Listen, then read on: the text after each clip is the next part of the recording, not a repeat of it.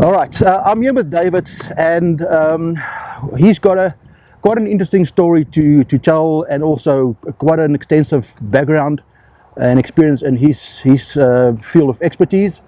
And I thought, well, let's meet up here at Little Church on Van Riebeeck. What a place! I mean, for years I've been going up and down past this little spot, and always see Little Church, and you think, I'll Google it, you know. But David made the suggestion, because he knows the folks up here, to meet up at this little tea garden, and boy, am I sorry that I went past Little Church so many times. And I said to Malcolm this morning, that I will never go past this spot ever again. I might go past when my wife is in the car, because she would want to buy everything in the little shop. There's two of us. Yeah, so yeah, if you're solo, pop in. If you have your wife with you, pass quickly. Anyway, so folks, yes, I'm here with David, like I said, and I'm going to throw him with a few questions just to kind of get his feel for what he's doing, why, and his experiences in the past with situations around motorcycle crashes and collisions. Remember, the word accident is something else. But anyway, so David, thanks again for coming down on from Villiers. I know that little town. We go past it quite often when I go to Paris. And he came down on his Harley. What is it? Harley Fat Boy. Yep, that's it. Yep, yeah. And I'm obviously on my Africa Twin. Thank you very much, Honda SA. But we're not here to talk about bikes. We're here to talk about David, what he does, and he will be able to give us quite an insightful information and tips. So David, please tell us, what is your background and where did it all start? Hein, thank you very much. Yeah, so my background is more pre-hospital environment, so that's more the guys that arrive on the scene on ambulance. So that's more my type of background. Although I've worked in accident emergency units in hospitals, mine is more background. It started with first aid many years ago when I was still in law enforcement, and it grew up from there. And I saw the importance of that in any environment, to be able to assist anyone in a medical field. And it grew all the way up to where I am an ambulance emergency assistant with unsupervised practice on working on ambulances, on scenes, and the variety of things, and also the other courses that link in with that. And in about 2017, I did my first ASM motorcycle first aid course, and I saw ASM? Accident scene management. Okay. Right. So that's why I did the first time. I said, this is something I need to do, because I have my own bike as well, and I want to be more involved with this, because I can see, you know, that it will be a definite plus for you as a biker to have that, not just for yourself, because any medical training that you do, you can use it at home, at the office, doesn't matter where. But especially for us on the bikes, it's so important. Whether you're on a venture bike on your own, you're in a group, you can definitely use it. And it's so important to have that knowledge when you go out, especially for the guys that do the adventure biking, because there's a bit more risk involved. There's conditions that are not controlled. Yeah, especially when you ride a GS. Oh, did I say that? I have nothing. Anyway, it must be the hot chocolate I had this morning. On to the next one. A very sensitive topic, and I think people can get confused with these different aspects very quickly. And I'm going to ask David this, and hopefully he agrees with me. If not, then what can I do? No, nothing serious. So, but David, what would you say are the main differences between a crash, a collision, and an accident? Now, before you give the answer, what would you say is the difference between a crash, a collision, and an accident? And then see if you agree with David and I about what your point of view is on that one. Okay. What do you say? Well, I would say crash would be a vehicle or whatever you're working with a stationary object.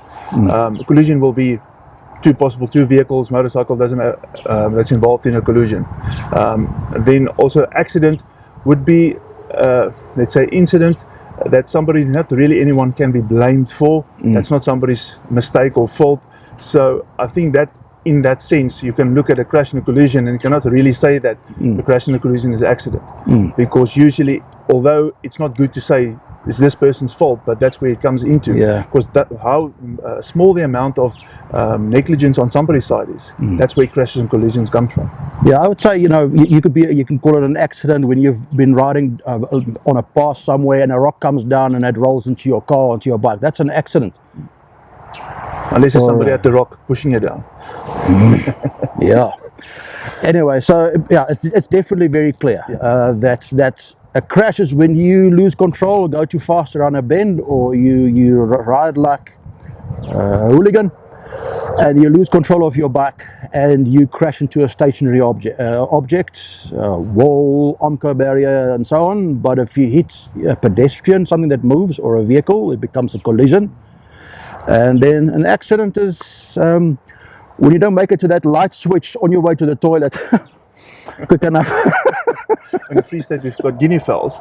That will be an accident. It's no one's fault. It's just the bird's fault that flies in front of you. Yeah, we have those things in KZN, zombies or hadidas, you know. But I think at least they make aha before you hit them. Yeah. So that last minute warning. Yeah. Anyway, so let's hopefully you agree that a crash, collision, not accidents, and vice versa. An accident is not a crash or a collision. It's definitely, if you call it an accident, and in so many media you see where people say there's been an accident on the N2, the word means that someone doesn't want to take the blame or be held accountable for his or her action. They're too fast, sitting on the phone, that zombie device, and they cause an accident. They cause a collision or a crash or whatever. You know, it's a pity though, because when people are negligent on the road, and I'm talking about cars, trucks, bikes, anything that moves on the road, is if you're sitting and you involve yourself into a selfish act, like for instance, sit on your phone, for instance, or whatever. That's a deliberate decision that you are making not to stay focused and vigilant and also aware of vehicles around you. And when you cause that collision, it's a pity that you take someone with you. It is. So it's a very sensitive topic, you know, when someone is actually to blame for a crash. And it goes both sides of the fence though, you know, not just the vehicle sitting with cell phones. It's been people on bikes, speed in traffic, and they cause a collision. I'm not going to keep on going on this one, because this is a topic that we'll spend hours on. Absolutely. Where people are just selfish and self-absorbed, and I'm going to call it like that, where they just couldn't give a shit about the people around them, and they cause it, and they take people's lives or property with them because of that little decision, you know. There's a nice legal term, I call it dolus eventualis. It means that you should have foreseen that your actions would cause the effect.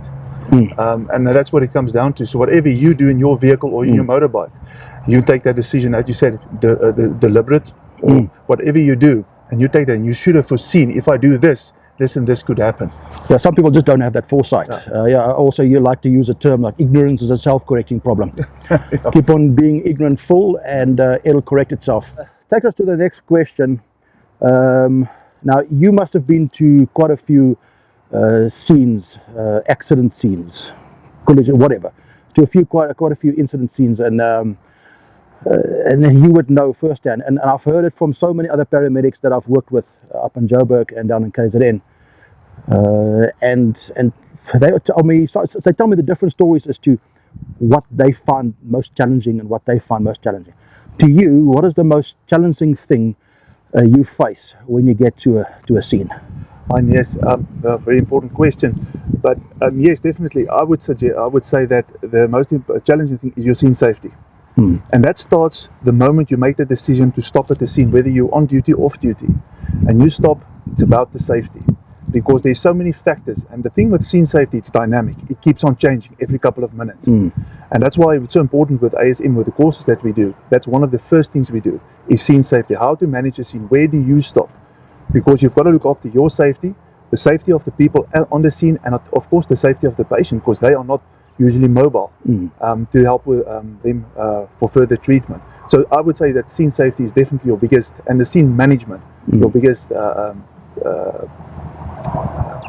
how can I say, hazard that you have on a scene that you have to look at, that will challenge you a lot. Okay, but when you say safety, when you get to a scene, stay focused.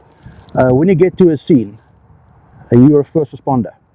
Okay, there might not be someone else that's responded to that particular scene yet. There might be people there, but they don't have the expertise that you have and that we should have as to how to manage a scene properly. And who do you attend to first? And when you say safety, who do you make safe? What do you make safe first when you get to a scene? Right. So on a scene will be obviously people will be first. You're going to look at your situation and see, is it maybe on the side of the road, is it in the middle of the road? The people need to get out. Where is the patients?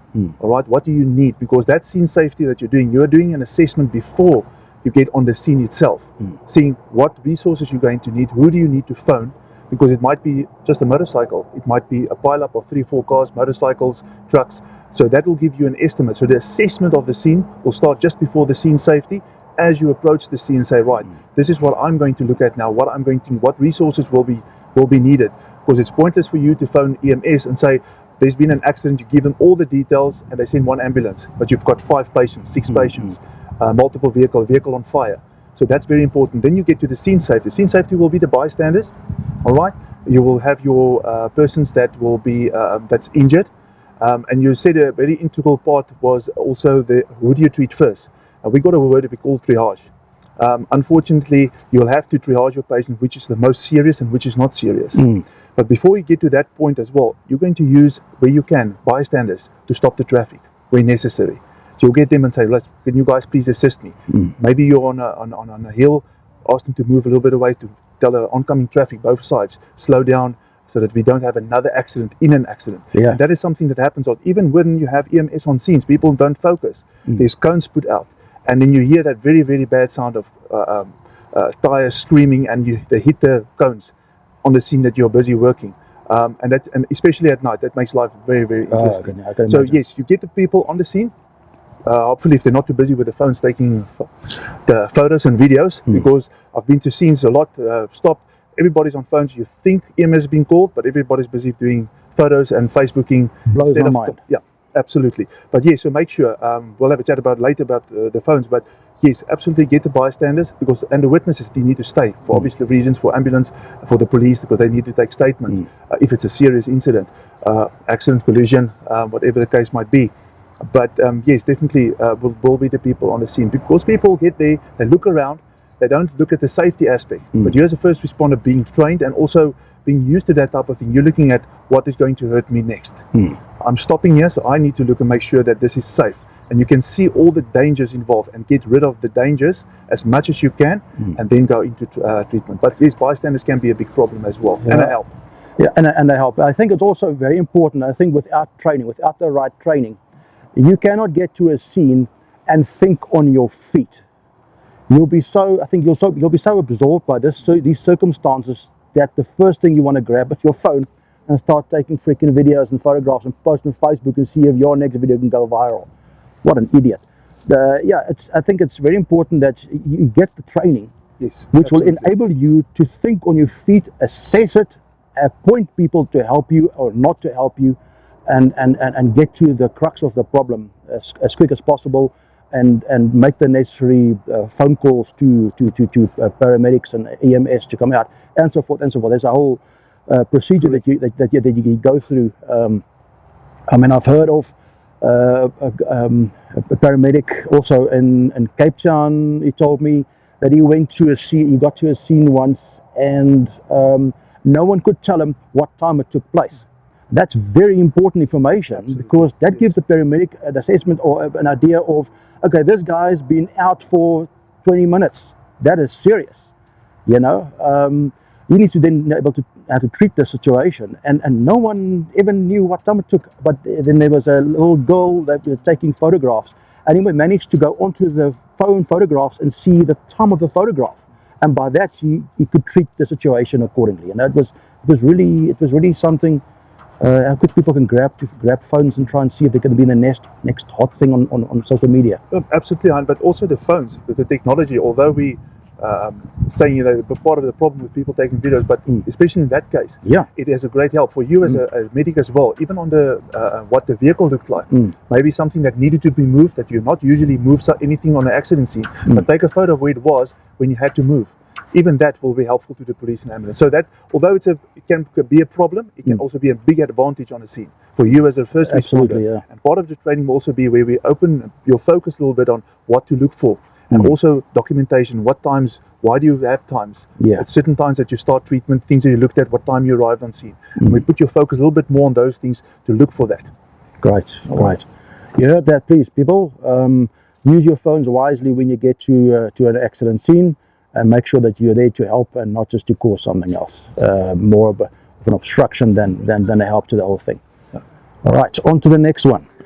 I hope you're still focusing, because this is such an important episode or session with David. You know, I don't always get the opportunity to sit with someone as knowledgeable as David to get insights. And you know my passion as far as helping people and trying to save lives or for life on two wheels.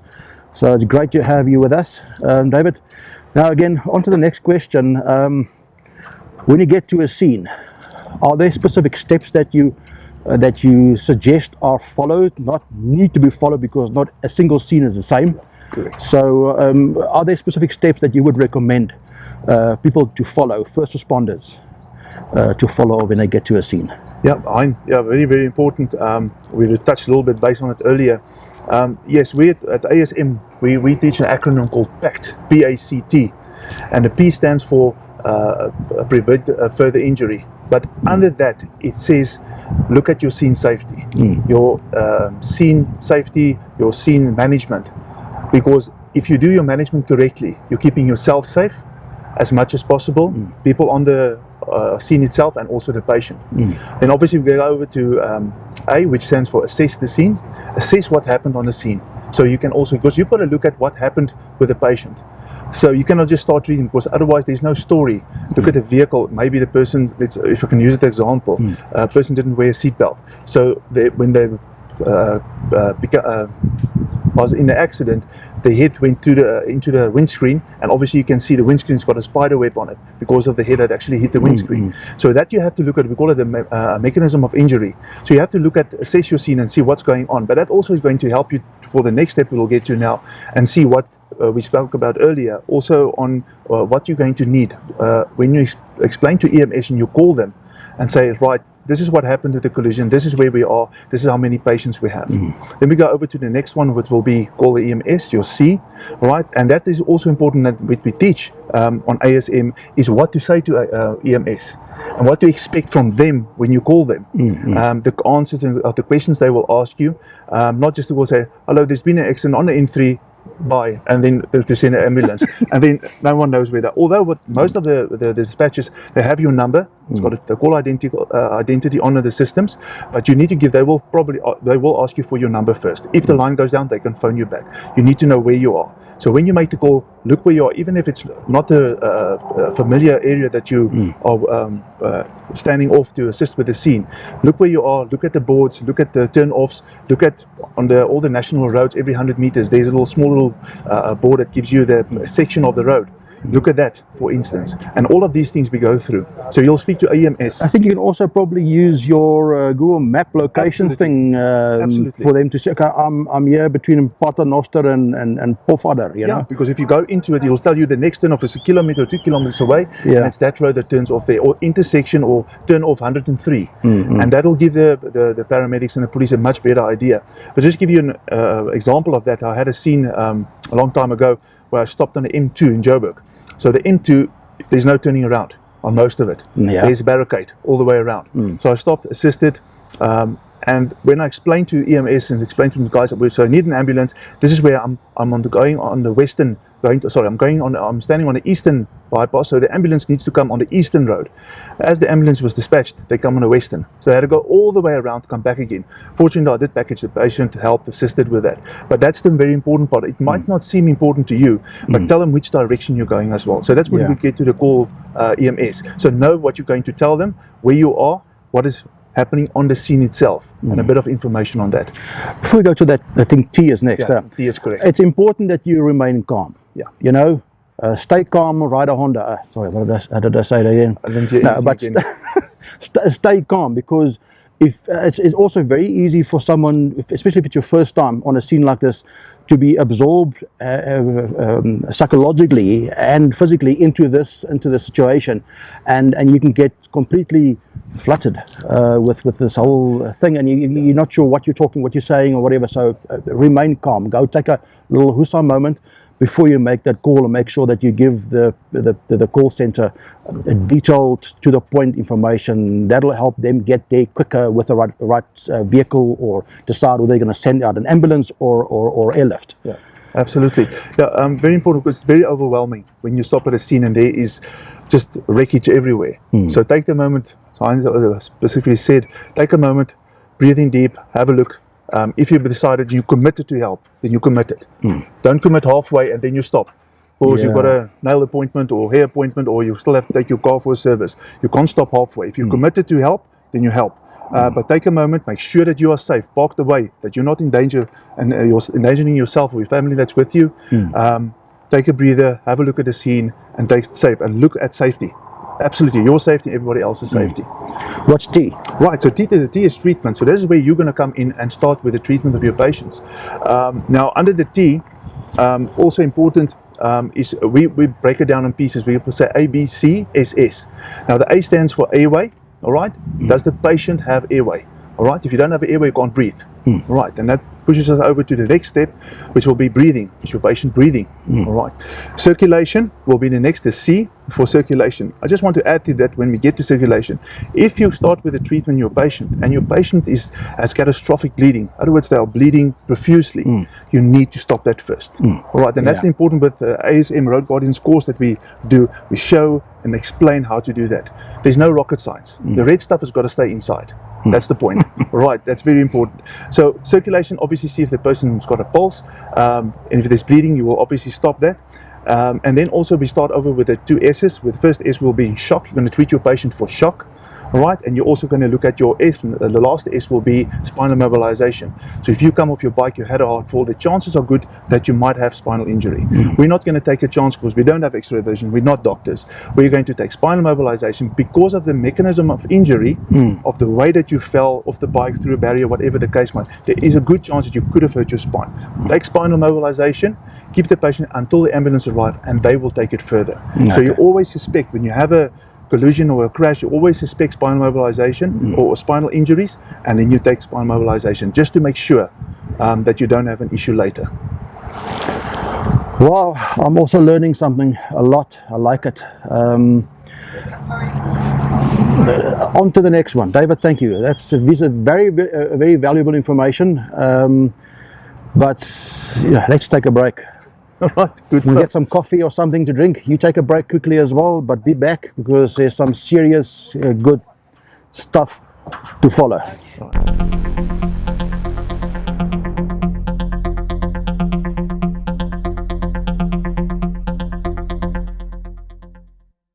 All right, we're back with a nice cappuccino in our hands, on my leg. David, yes, so next one, it's about this. So, not all of us have space for a first aid kit or a medical kit or whatever. You have a backpack, don't you? All right, so not all of us have panniers and luggage options and so on. And some of the sport bikes just don't have enough space under that passenger seat because you might already be storing a tire repair kit. So, but this is a nice little small one that I carry with me, and it's kitted out with bar one, a multi-bar, a Coke. No, not really. Anyway, so there are some important items that you need to pack into a little bag like this, and if you can definitely fit it, man, it might not help you, but you might get to a scene where you could use this for someone else. So it's not just about you or about me. What do you recommend? Whether you commute, whether you go on a long trip or short trip, you're going for bread and milk or whatever it may be, what do you recommend? Obviously, I think it'll differ from the distances. You might pack more stuff or other stuff on a long trip than what you might pack for your everyday commute, or would you? What do you say? And yes, well, this is my just standard pack that I keep with me on my bike. But it depends from person to person. As you said, very true. Obviously, it depends on what your trip is going to involve. So it's not just the distance, but also what you're going to do on a trip. So if you say I'm going to go off-road and I'm going to do about 500 or 300 kilometers just of off-road, you might just have a little bit of a different look at what you're going to pack. But what's important is that you've got to pack for what possible injuries that you can possibly occur. We're working with machines that's got a lot of heat on them. That's on the disc brakes. We've got you've got exhaust pipes. Now So you've got more. exhaust than you've got. Yeah. That sounds good. I can use it somewhere sometime. We'll keep it. We'll rewrite it again. But yeah, so I've got more exhaust than he's got. Just remember. The motorcycles. Yeah, of course the motorcycles. But in any case, Our exhaust, our baffles have been taken out. possibly. I think we've got to get back to what we were busy with. Let's moving on. Yeah. So in any case, so yes, you're going to pack what you're going to need.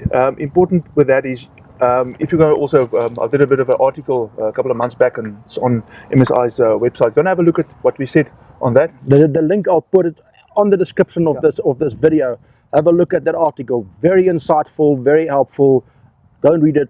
Make it your own. Very importantly, share it. Huh? Yeah, absolutely. Good. So there's a couple of things that you can pack. So as we said about heat, so have some burn shield or anything similar to that for treatment of wounds, bandages, wound dressings, something to wash an eye out if something flies in. If you have medication and you are allergic to anything, make sure you have your medication. It's up to date, it has not expired. Make sure you have that with you always. You cannot go to a trip to anywhere and you're allergic to bee stings. And then you get a bee that stings you and you've got no help. So make sure that you've got that. That should be your first priority, your personal medication first, and then everything else. So wound dressings, if you do come off the bike and you do hurt yourself, there's a lot of options for even go splinting, the new Eva splints or Sam splints. They're soft, you can bend them, put them anywhere in your pack, take them with. If you think that you're going to have this bit of an adventure ride, then pack that as well, because you can splint anything with it. But it doesn't take the option away that you cannot use anything else. All right, you don't have to buy. You can use a stick, you can use a towel, you can use material. There's a lot of things, and that's what we learn on the courses as well. We don't just say you have to use this piece of equipment. We show you a little bit of bush medicine, what you can use. So don't, Afrikaans say, be fastkas about things. You know, use things that you can, like a magazine you can use, a roll that you can splinter arm. Blowdraad. Sorry? Blowdraad. Yeah, anything that you want. You can use blowdraad for anything. Just not for a tourniquet, please. Blowdraad does not work. Wire does not work for tourniquets. Works on the GS though. It works on the GS, yes. The GS works lovely on it. Anyway. All right. But in any case, so yes, please go and have a look at the link, look at the equipment. But for yourself, it's very logical pack. We understand that when you're on a bike, you have to pack very, very small because you don't have a lot of space. But don't leave the medical kit for your Coke and your bar ones and stuff. Rather put it in your pockets, the bar ones, nice and melted. But please take a medical kit with you. If not for yourself, for somebody else, it's in a pack. And if you're going in a group, you can always tell the guys that 2 or 3 guys take a pack. If you get split up, there's more than enough for everyone to go around. But the medical equipment is very important. And it's also when you go on a course, then we'll also show you how to use it, what's the best places to use, how not to use it, and what it's for. Yeah, also I think apart from that small medical kits or first aid kit that I carry with me, the small items like eye drops, Panados or Comprols, headache tablets, maybe lip ice and stuff, I keep in my handlebar bag or on me or my jacket pocket or whatever, because when you get a headache, it really can take your focus off your riding, and especially when it starts to split. And that's probably headache comes from dehydration. You're not drinking enough water, you're taking a trip a little long, almost what I did this morning. Normally you stop every hour if you can, to take some photographs or just take some fresh air, take it in. But to ride 3 hours without a stop, you'll start getting dehydrated, you'll have a headache, dizziness, and then luckily you'll run out of fuel before you pass out. So it probably won't be that severe, but if you ride in heat, and you stretch it like that, it can definitely put you in a spot where you could get blurred vision because of it. So headache tablets, carry it with you. Eye drops, I carry eye drops often because there is some extent of wind coming into your helmet. And it does dry your eyes out. Yep, definitely. It dries out, so it's itchy, it gets irritating, and you can't stay focused. And a lip ice just for the sake of your dry lips being parched and whatever. And the problem is when your lips get dry, you lick them. and they get more dry. Yeah. And you're just making it worse and worse. Yeah. So, and that fluids, I just want to pop back to hydrating yourself.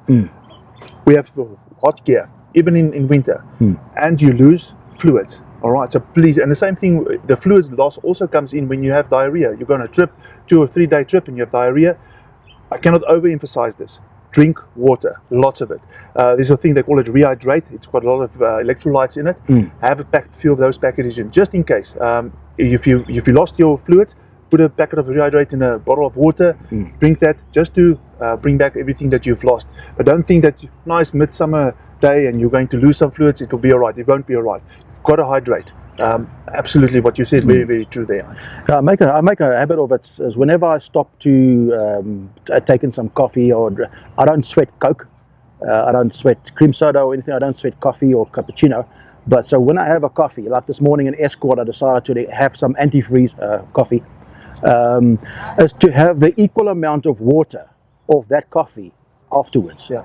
And if you're feeling dehydrated, just have one of those rehydration sachets, drop it in that water there, give it a good shake, down it, and off you go. So it's always, I always make sure that I have the equal amount of water that I just had on my coffee or whatever. I don't drink soda when I'm on a trip because it's sugar. Sugar makes you tired. It doesn't. If it does give you a boost, it's very short, and when that's worn out, like a Red Bull, it gives you a quick boost, and after that, it gives you an equal amount of drop in energy afterwards. I would love to go into hypoglycemia, but we're not going to do that now because it will take a long time, but very important. I just want to pop back about the personal medication, guys. What you said about where you put it. Personal medication, put it on yourself. Don't pack it right underneath everything, and make sure somebody on the trip knows where it is. Yeah. We have a rule when we go on a group ride is that the safety officer knows where your medication is. So put it somewhere that you always find it. Your pillion maybe with you knows where it is, or your buddy, have a buddy system, say, right, here's my medication. I'm allergic for that, and I'm putting it here, so they know where to find it. Excellent. So pack it in a place where you can find it. The stuff that you say for headaches, don't pack it all at the bottom because you know you're going to use it. Stop, grab it quickly, have your medication, but also make sure if you use any pain medication that it doesn't make you drowsy. It's not so strong it's going to make you drowsy, and you're not allergic for instance, aspirin. You're not allergic to aspirin. So make sure what you have with you and that you can deal with it. And if anybody wants to grab some medication from you, but you do not administer. All right, you give them that I have, and they can have, but make sure and tell them, but remember, this is aspirin I've got. Because we are not allowed to, and anyone is allowed to, except for the doctors, to administer medication. So on a scene. Yeah, or for any matter.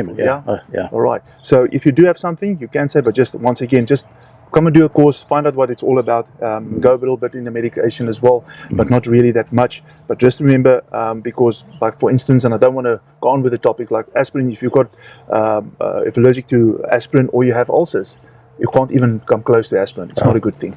Sure. But we're not going to go into medication for that. So yeah, I hope that helps a little bit. Definitely. Yeah. More about what to pack in that medical or first aid kit. Please go through the article that David wrote for us. It's published on the MSI website. I'll put the link in the description. Go and have a read through on what to pack. It really doesn't take up that much space. You saw that little red bag. Also post a link where you can get these first aid kits. Very affordable. I mean, it depends on the size and the content of the bag, obviously, but you don't want to pack your grandma's handbag. It really, you don't need all that stuff, you know, especially for that first couple of minutes before the paramedic gets to your side. It's very important that with this is that you really have to look at what you're packing and say, do I need this? You need enough that you need enough of specific items, but not more than that. And then also, if all else after the maybe there'll be a link on with my details as well. If you feel more comfortable, give me a call, WhatsApp, email, whatever the case might be, and I'll gladly help you say, right, what do you want to do, and set you up with something to give you an idea. But definitely the article will help a lot. Yeah, the link to your website will also be on in the description of this video. Get a hold of David. We're not done yet, so don't get all excited. But yeah, decide what you want to pack. In my case, number 1, bar 1, and then Panado and so on. Yeah, Milky Bar and Tex. And that priority. Yeah. Absolutely. Okay. On to the next one. Stay tuned.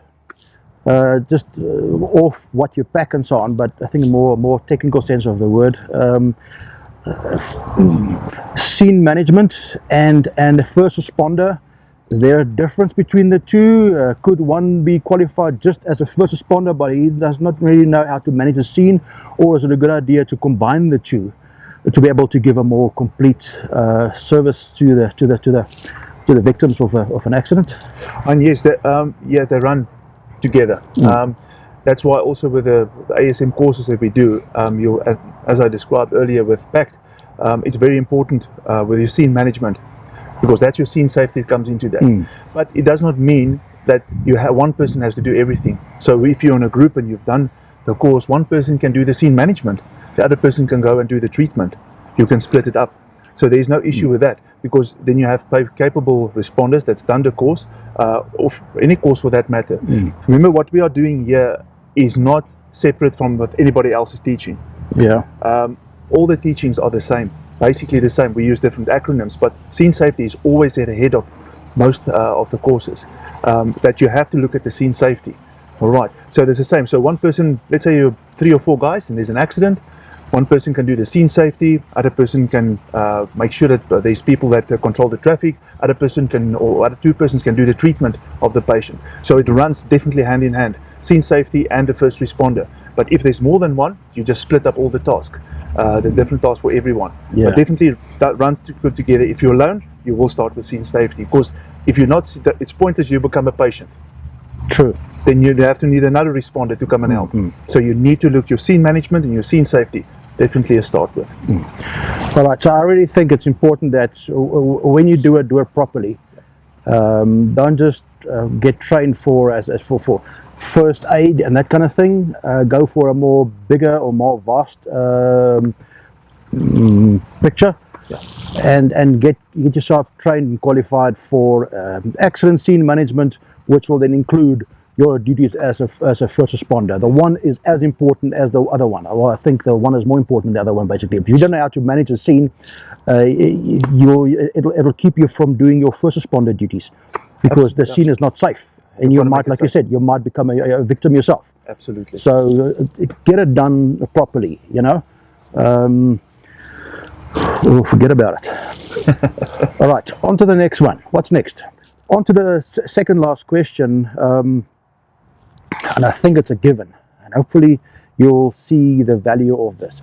How important is it to have the proper first responder training? I'm not saying first aid, how to pluck a plaster. It's how to do your first responder training. How important is that, do you think? I cannot overemphasize it. It is so important for yourself. If we look at, there's a word or a phrase that says charity starts at home. You've got to look after yourself. If you're a loner and you like to go and do your adventure or on the road with your bike, do the training for yourself. You can use it at home for your family, you can use it at the office, you can use it anywhere, but it's so important to know what to do. And have the confidence to know. We all know what a plaster looks like. We have all seen movies, we've seen different movies of EMS and all of that. But to have the confidence, looking at something on a television screen and actually doing it is 2 different things. And it's very important to do the training, get it done, even if it's just for yourself. To know, this is what happened. I've treated myself before. Yeah. And be calm about it, because I know, but obviously with extensive knowledge that I've got. So when you have anything happens, that you at least know, right, I've done this, I know I've got the right equipment, let me do this. And it'll give you the confidence to step in and step up. And say, I know how to do this, let me do that. Because also part of the courses is also we do CPR as well. And that gives you the confidence to also boost your confidence to say, I can step in if there is cardiac arrest, for instance. So definitely, yes. Cannot overemphasize, very, very important to do the correct training. I think it goes without saying is also that you know me, all about rider training and safety, road safety and so on a motorcycle. And I can't agree more with David as far as this is concerned. And that type of training won't just be used when you have a crash, or when someone has had a collision or a crash on a motorcycle and you happen to be there. It could be used at home, at your workplace. And it's not, these courses are not just for you're on a bike. Although yes, certain issues are highlighted in the course, I'm sure, with regards to injuries relating to a motorcycle collision or a crash. But it really equips you and gives you the confidence, because through training you get the confidence to do something effectively, and this training is definitely that important, to get proper first responder training. I fully agree with you. It's definitely training for on motorcycles is that important, and I think this one even more so, because you can help people beyond your motorcycle or beyond your car. for that matter, you know. Yeah, absolutely. And I mean, if something happens at home, your family, you're there, you're confident, you know what you do, and it's very satisfying. And it's happened to me quite a lot at home, cuts, bruises, whatever the case, that I was there, could be there to help and assist. I had the confidence to just help my own family, even if it's just for that, then that's perfect. Yeah, I think that the time that could be saved to stabilize a situation or a patient until the paramedics arrive to take over is actually so vital. You know, if you don't know how to, you'd have to wait X amount of minutes for the paramedics to arrive, and heaven forbid, I'm not going to say this, that a government ambulance arrives. No, let's not say that. You know, something that's not properly equipped, and you get the wrong treatments at the wrong time, and it's even worse, you know, than the way. So if you can help at that situation to stabilize the patient before paramedics arrive, that's so crucial, you know. And if you get the training done, you would be that more equipped to help in that early stages of an incident. And you've touched on the subject that lies very close to my heart, because I've seen it so many times. So when you do the training, you're not getting trained to be a doctor. It's impossible. It takes years and years. This is what this is about. We call it the golden hour, and hopefully you've heard about it before. What you are doing is you're cutting down the time to get the patient to the hospital. If you have a patient with a broken arm or maybe a laceration or cut, you're treating that, get it done, patient is packaged. In other words, the ambulance when that arrives does not have to still do that. You've done it already. You're going to also tell the ambulance, this is what I've done, A, B, and C, so that they know what's been done. And that's also what we teach on the ASM course, how to give a handover to the ambulance, how to assist them on a scene. If there's one ambulance and they need some more hands, you know what the equipment looks like, you know how to treat the patient, assist them that they can do other function or more advanced level medical treatment. You're cutting down on the time to get the person to the hospital, and that is so important. I had a question, one of my students in the class said, but you cannot learn us in first aid to how to be a doctor. And it's crucial. Yes, absolutely not. But it's cutting down on the time. So there's less time spent on scene and more time to get you to the hospital where the definitive care can help. Because you cannot heal someone on the scene. You're just making time for them to get to the hospital where they will be treated by advanced personnel to help them with that. So yes, where you touch on the time, it's very, very important. Extreme. So what you're doing has a big impact at the end of the day on the scene, because it's done. The ambulance doesn't have to still do that, or the paramedic personnel that's arrived. You've done it already. Yes, they're going to recheck it again, what you've done, but it's done. So all of those things works very well together to get the time, to cut the time down, that it is not more time spent on a scene. Absolutely. Before I forget, I think it's also very important that, let's say you get to a scene and you used some of your first aid kit or medical kits, the content of that. It's important that you have those items replaced as quick as possible. Sometimes I've seen where it was done on a scene, the paramedic would give you some of these items that you've used, if they can. Otherwise, it's really very important that you restock your medical kit the very first opportunity you get, because you never know that you walk into another one the next day or in a couple of hours or whatever. Absolutely. Absolutely, yeah. Well, all the paramedics I know are nice guys.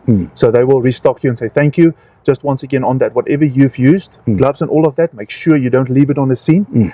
Okay. Put it in the ambulance. They've got biohazard bags to put it in, so they'll put it in there. But don't leave gloves and stuff lying around, guys. It's all about spreading of disease, so we don't want that.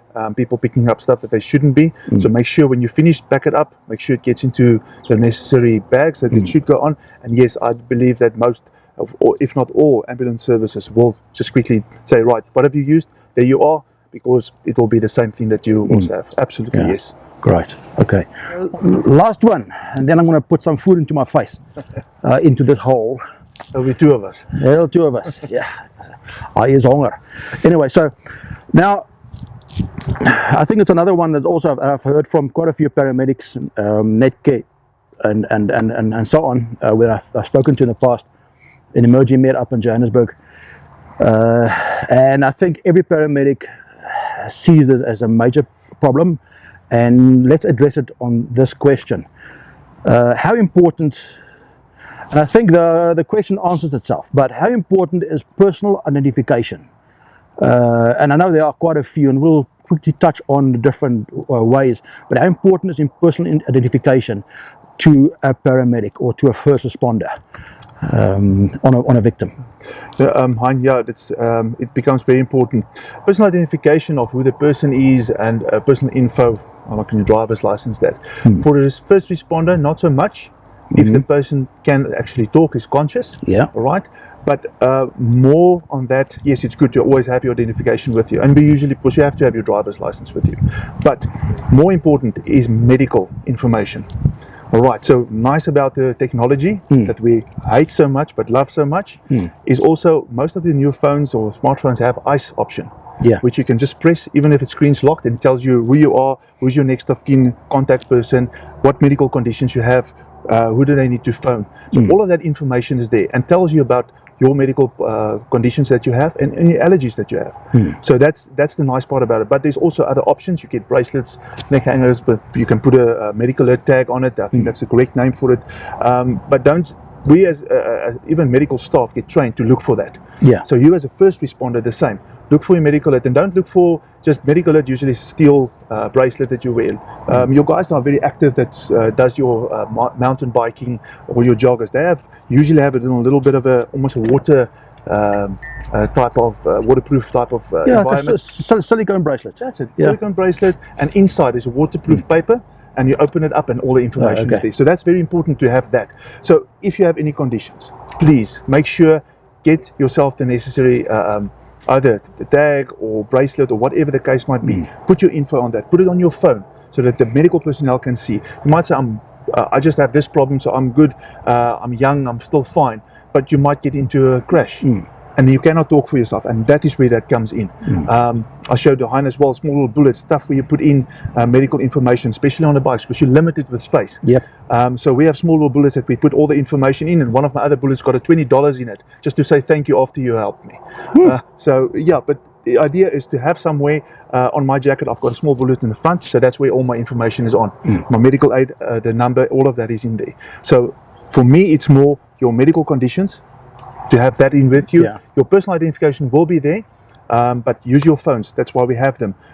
That is for me less important than it is for the medical inclusion, but the police, the ambulance is going to need your information. Your full names, ID numbers, things like that will become very, very important in that. But that's my feeling on that, and I think it's important because if you're allergic to anything, the ambulance personnel does not know it. And if it's something that they're going to, maybe on advanced level, have to give you medication, insulin or anything like that, then they will have to know before they put you into an anaphylactic shock or whatever the case it might be, because you're allergic to one or the other medicine. So very important. Yes, absolutely. But there are quite a few in the past that I've looked at, quite a few items. You know, for instance, these bullets David are talking about, it's a little two cap screen, and inside there's a piece of paper with that information on. I've heard and seen in the past where a person has been incapacitated and paramedics or people get to the scene there and he's robbed blind. Phone gone, wallet gone, personal identification gone, phone opportunity gone. And then you're left with that real inexpensive little strap around your arm, and on there you have your ICE information in case of emergency information.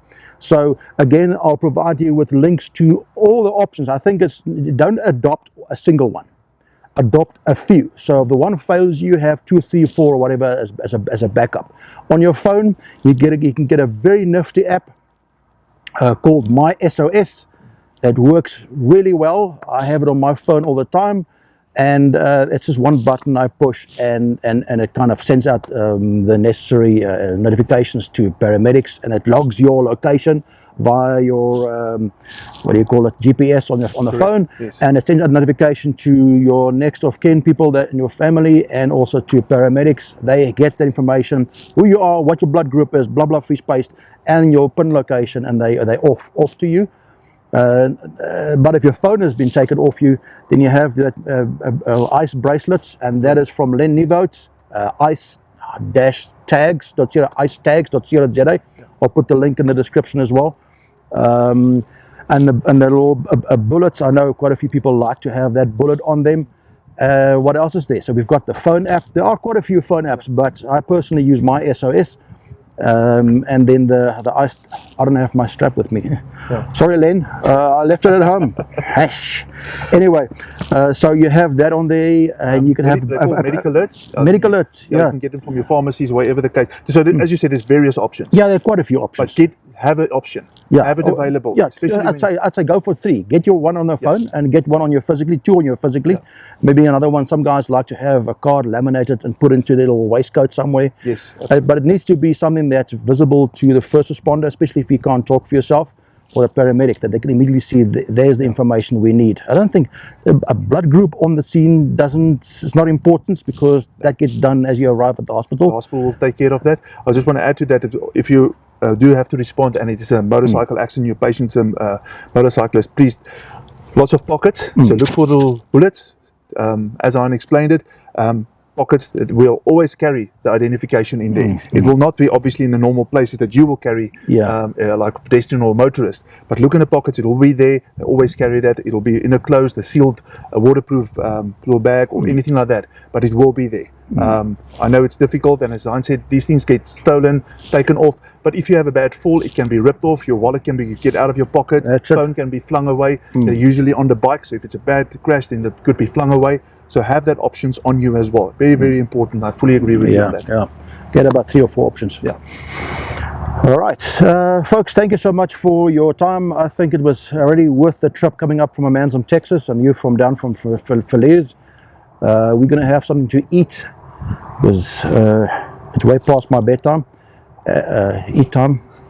Anyway, but before we go, David, just one last thing. I mean, are there anything else that you'd like to add to our conversation that you feel would be of value to our viewers? Yeah, we've basically covered all the bases, I think, but important from what I would like to add is just please remember, do the training.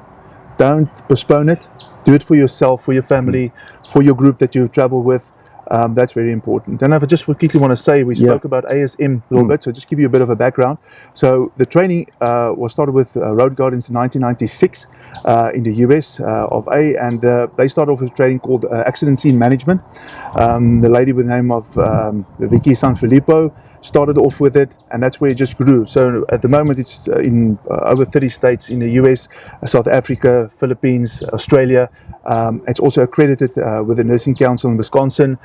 So it's not just something that's been flung together, somebody thought out overnight. It's something that's put with great care, and the testimonials is unbelievable. The amount of people. We had people that had accident, literally had to be a first responder hours after they did their course, and their testimony was how great it was just to have the confidence to know what to do. And the same in South Africa.